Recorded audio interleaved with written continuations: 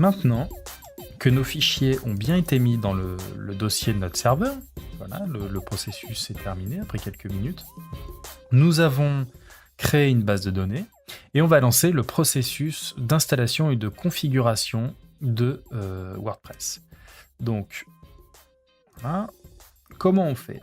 Eh bien, tout simplement, on va aller sur notre nom de domaine. Notre nom de domaine qui est, je vous le rappelle, formation.business-antidote.com.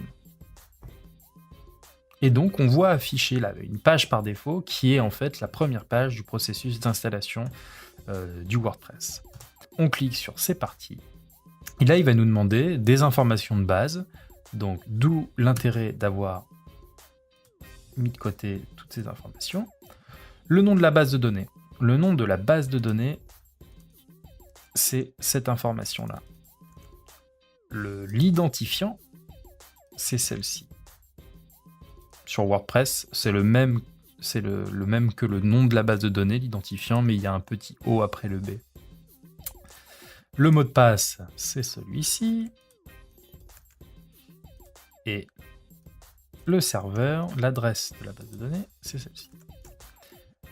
Et là, on vous demande si vous voulez garder le préfixe des tables. Je ne rentre pas dans les détails, mais il est recommandé de le changer. Donc on va l'appeler, vous mettez voilà, 2-3 lettres au hasard.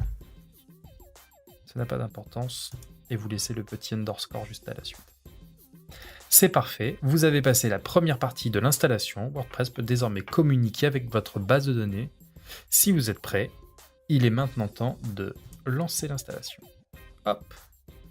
Et là, on va continuer à vous demander des petites informations, mais ça va aller très vite. Donc, titre du site, je vais l'appeler formation. Hop. Business Antidote. Identifiant, il est recommandé d'utiliser un petit truc un petit peu plus élaboré que admin, qui est généralement l'identifiant par défaut. Donc on va mettre, je sais pas moi, V23 RTY6.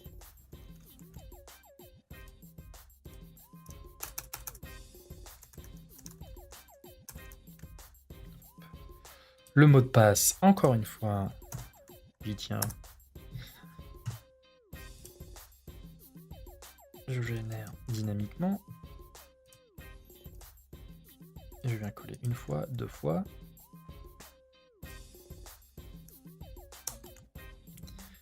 Et mon adresse de messagerie, écoutez, je vais mettre brice.g@agence-tâche.com.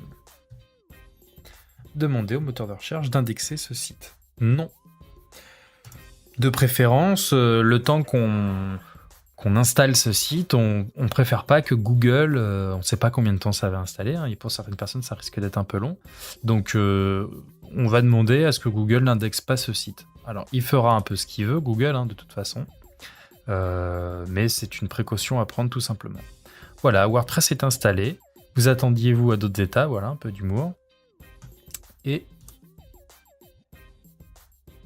on fait se connecter et nous arrivons à l'interface d'administration, en tout cas la page de login, qui va nous permettre d'accéder à l'interface d'administration de notre WordPress.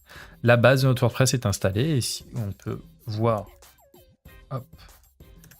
le front office de notre site,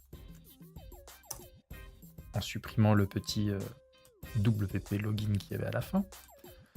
Et voilà la page d'accueil de notre site. Et on va pouvoir passer à l'étape suivante.